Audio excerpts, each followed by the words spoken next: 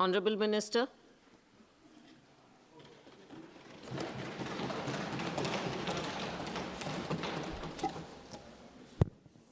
Thank you, Madam. It has been a very long and thorough discussion on this very important aspect of airfares in the country.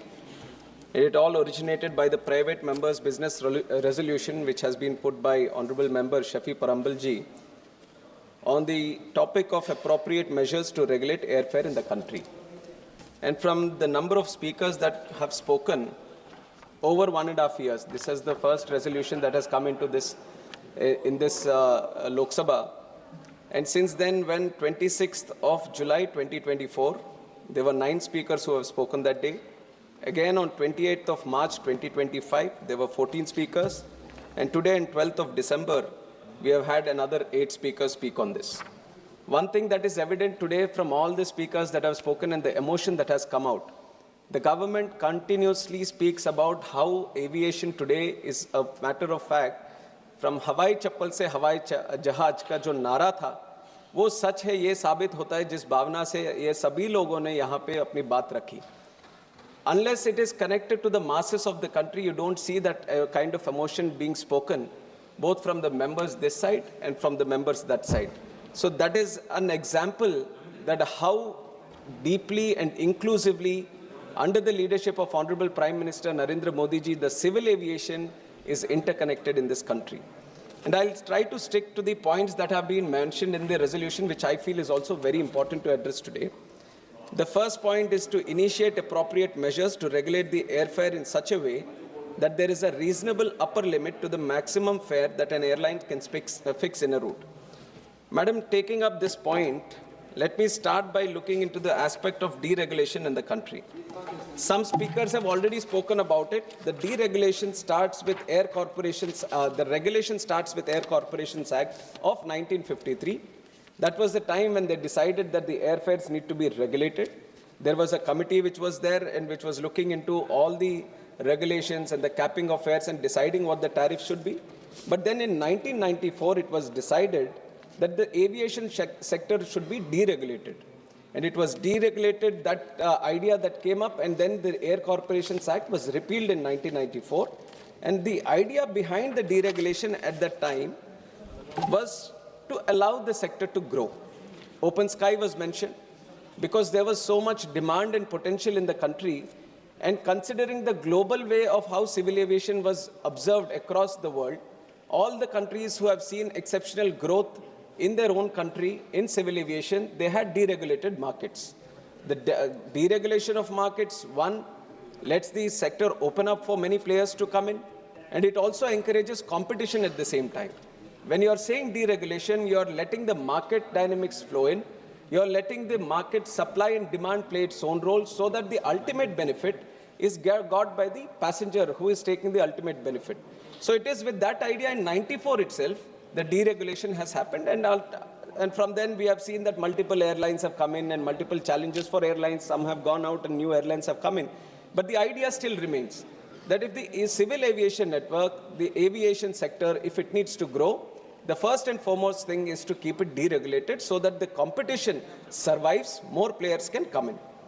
Madam, and coming back to the whole deregulation aspect, even though I'm saying that the market is deregulated, let me also come to the fact that according to the Aircraft Act that we have right now, there is power with the central government that in extraordinary circumstances, when there is a possibility that there is a misuse of the air tariff deregulation that we have set up, then there is the power with the central government to interfere and set things right, to cap the fares so that the passenger does not experience opportunistic pricing at that point of time. And one of the examples for that, a good example there would be COVID. And you have seen how much of a challenge it has been during COVID for aviation on one side and also for the passengers because of the mismatch in the supply and demand at that time. And it is at that time the government decided to step in, and based on the timing, the time it takes to travel from point A to point B, certain categories were created, and according to the categories, the central government exclusively used its power to cap the fares, and it has done it. And not only at that time, that was not the only example of when the government has stepped in and looked after the passenger and looked after the airfares in the market. There is another example that I would like to give, which is of the Mahakumbh. We have seen that there was extraordinary demand for people across the country and outside the country also who wanted to go to Prayagraj at that time. And because of the sudden surge in demand and the capacity being same as what it was before, there was a huge rise in airfares at the time. So what the government did at that time was to cap the fares which were going to Prayagraj. That was the second instance. And the third instance, when we have seen in Pahalgam, when the attack happened at that time, and Srinagar, especially this is a different kind of situation where people were trying to come out of Srinagar. So it was at that time, again, to facilitate for the people and the passengers who were coming out. We observed that there was a necessity for government to interfere. We exclusively used the power, and we have capped the fares again. While keeping the market deregulation intact, because the whole idea of open sky needs to be there for competition to survive, whenever it was necessary in those extraordinary circumstances, the government has used its power.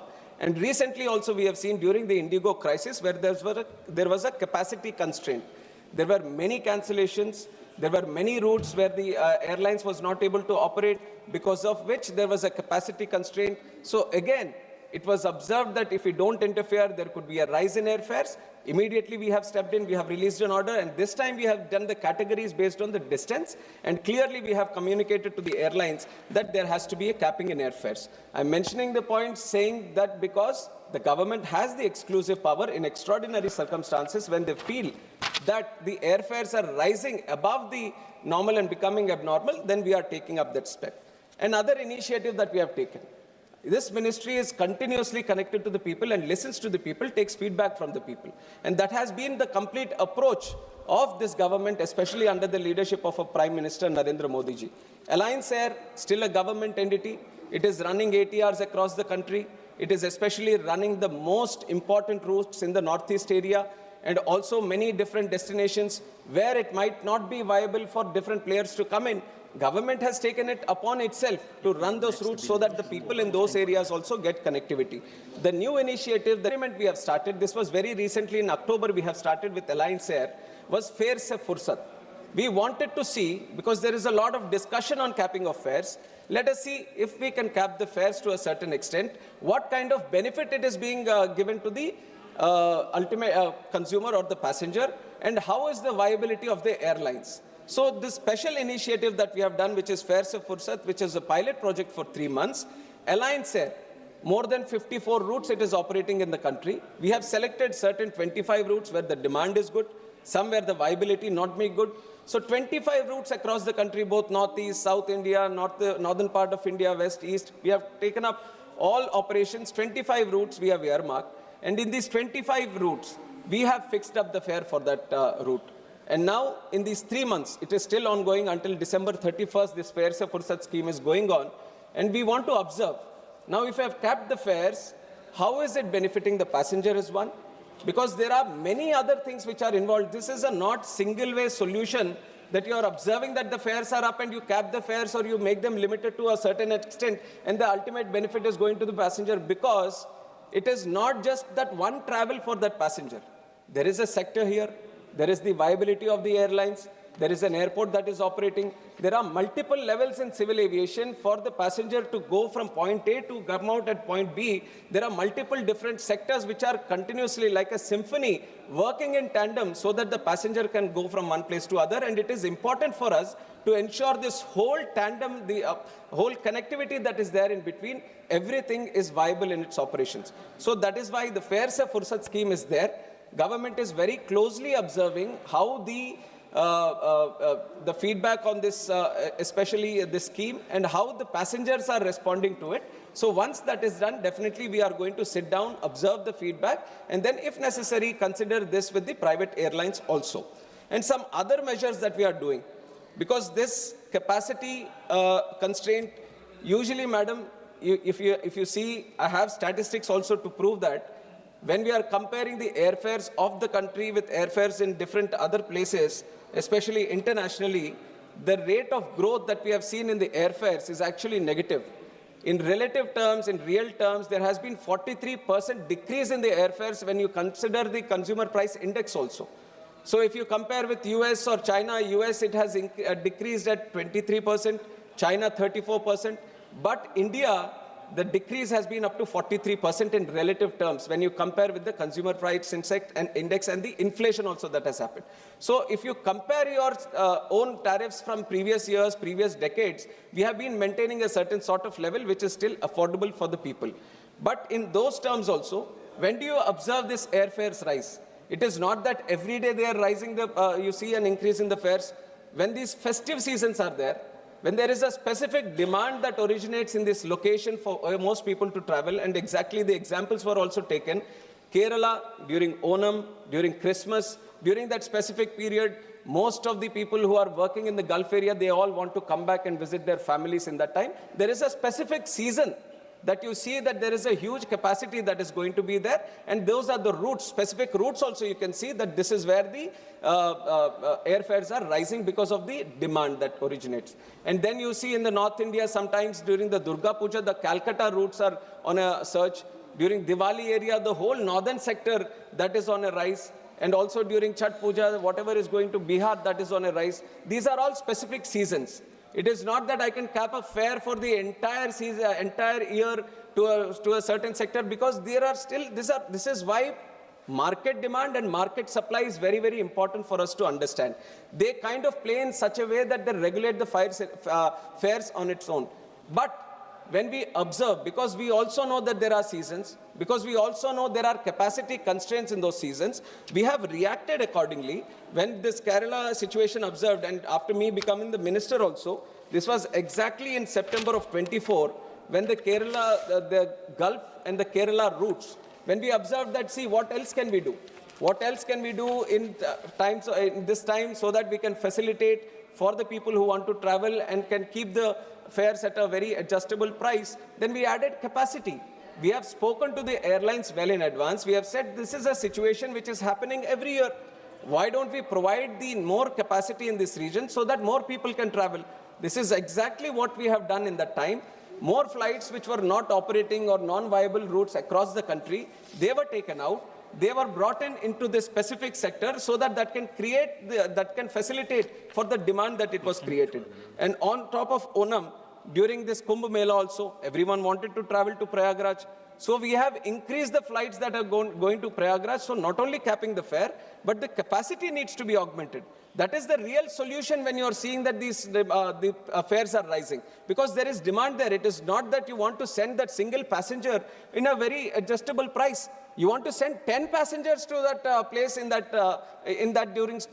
that specific time. So capacity augmentation is something which is very much required, and we have done that. Kerala during the Onam, and Diwali during Diwali also we have done recently in October 25, Prayagraj Kumbh Mela in Jan 25. So we have worked out this solution when we speak with the airlines before and consider the festive season and increase the capacity.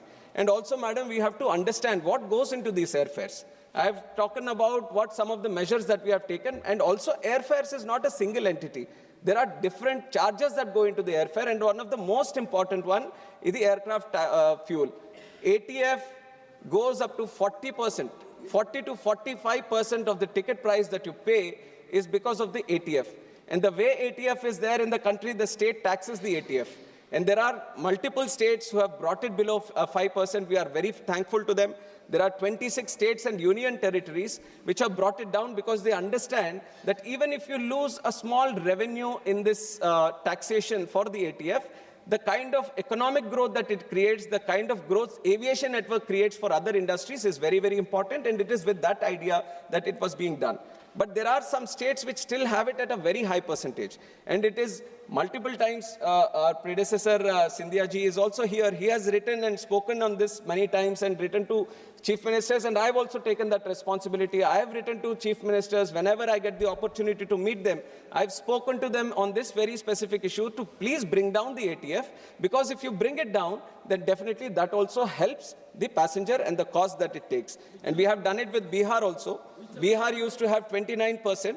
But in June 25, they have responded and they have brought it below 4%.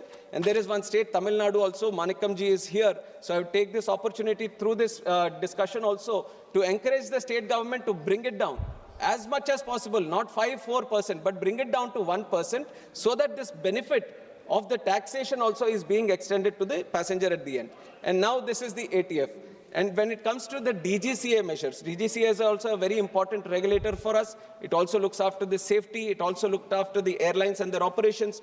Now there is a tariff sheet which is being done by the airlines to see how are we going to charge. The tariff sheet mentions the minimum fare for a certain route, maximum fare for a certain route, and they have this bucket system where through buckets, they see how many seats are going to be allocated at a certain price. Not many would be knowing about this, but whenever you go to the website and you purchase a ticket, there is a clear tariff sheet that is mentioned there. But here the airlines also used to be doing their own chalaki. What they used to do, tariff sheet, because according to the law, they have to do it prominently somewhere, they have to display the tariff sheet. But we were also doing our own monitoring. We were checking where is the tariff sheet. But we used to go to the web page, and it used to take ages to look at it, where the tariff sheet it is right at the bottom, and even the letters with which it was written was only, you can see it only if you use a binoculars. It was at that situation. Then we said this is not the purpose of through which the law has been kept. Then we have updated them. They have instructed them that whenever they open, the tariff sheet should be seen right in the front in big letters so that every passenger can see it. We have brought that change. We have monitored that change. Now the tariff sheet is thoroughly displayed. But not only tariff sheet. Now earlier there was the rule that the tariff sheet, there was a small clause which gave an advantage to the airlines that every day they can change the tariff sheet. ऐसा होगा तो कैसे होगा? आज का tariff sheet आज का बन रहा है, आज का टिकट हमने ले लिया, कल का tariff sheet कल का बन रहा है, तो again it's not serving the purpose. Then we changed the clause.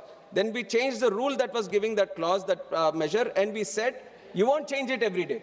You won't change it every 24 hours. You will only change it every month, so that once the passenger sees at the head of the month, first week of the month, they have to give us the tariff sheet saying in that sector, in this month, how much are you going to charge, how many bucket charges you have. So everything the passenger should know on what charges it will be there. So we have changed it to 1 month. That is also a facility that the passenger will have. I would encourage more passengers to look into this tariff sheet, to look at how the pricing is done, what is the minimum bucket, what is the maximum bucket. And this, we have done it last year itself, and there we have observing some changes because it improves the monitoring mechanism that we have on these airlines and their tariff sheets. And also on top of this, there is a tariff monitoring unit that we have created in DGCA. And the purpose of this specifically is to look into what the pricing is and how the airfares are fixed. Are they following the tariff sheet or not? Are there abnormal situations that are being created? So specifically just for tariffs, we have created a tariff monitoring unit, and it has been strengthened time and again through various measures. And earlier, when it started with around 50 routes. But now we have expanded to 78 routes. We are also taking international sectors also right now to understand where and how these tariff fares are being changed and how they are being done. And the tariff monitoring unit, which is going to be a very important unit for us to monitor these tariffs, we are bringing in more IT tools. We are bringing in more technology so that the power at the TMU increases and they can analyze the fares in a very tech-based manner using the IT tools also to analyze. So that is one thing that we have done, and we are also improving the capacity with which TMU works, not only in the routes that are being covered, and also in the number of people that you are doing it. So this is one.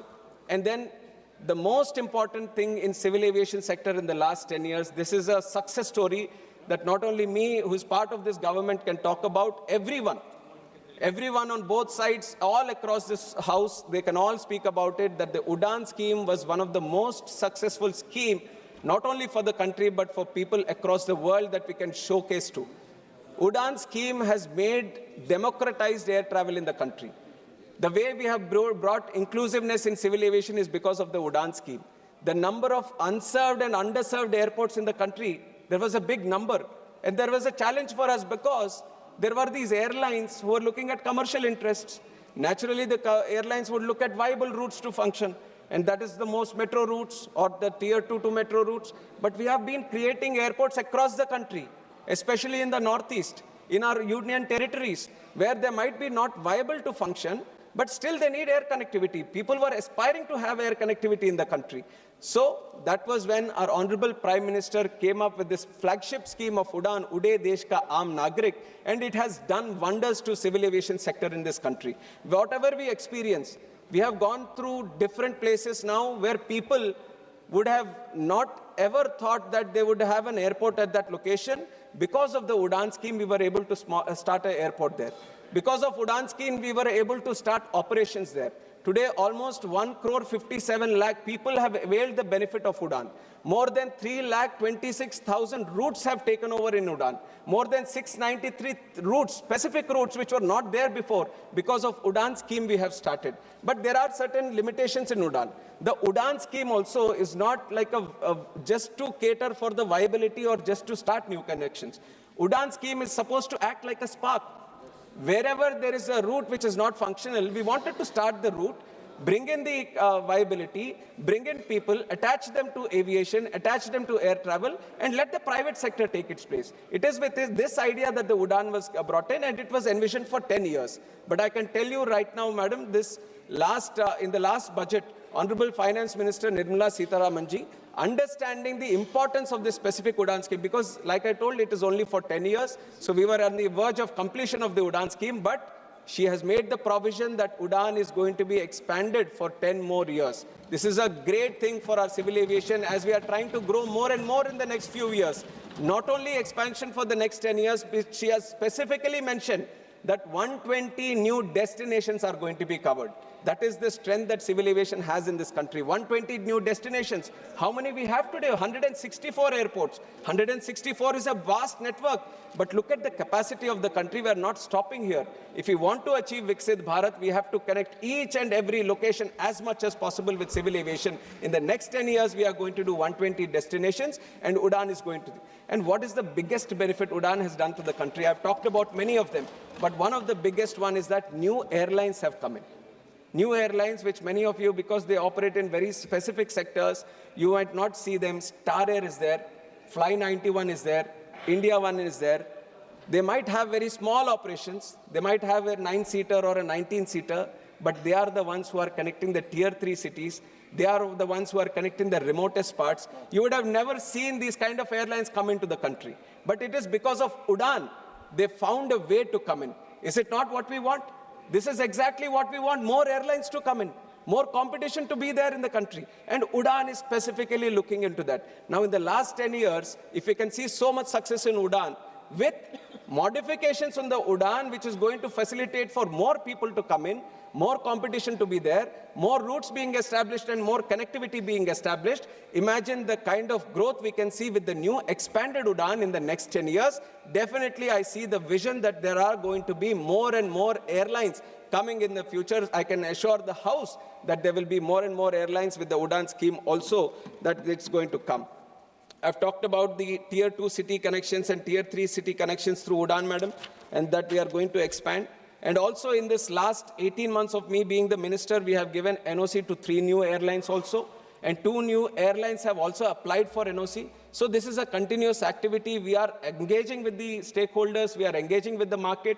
We are creating that aspiration that if you want to be in this sector, this is the time that you want to start a new airline, because the demand is continuously growing. This is the approach of the government also, that we need more airlines. And not only this, I would also like the people here to understand the real bottleneck here. Airports we are creating. Airlines, we have the Udan scheme where we are encouraging, we are giving the viability and all that. Availability of the aircrafts is the serious issue that we all need to understand.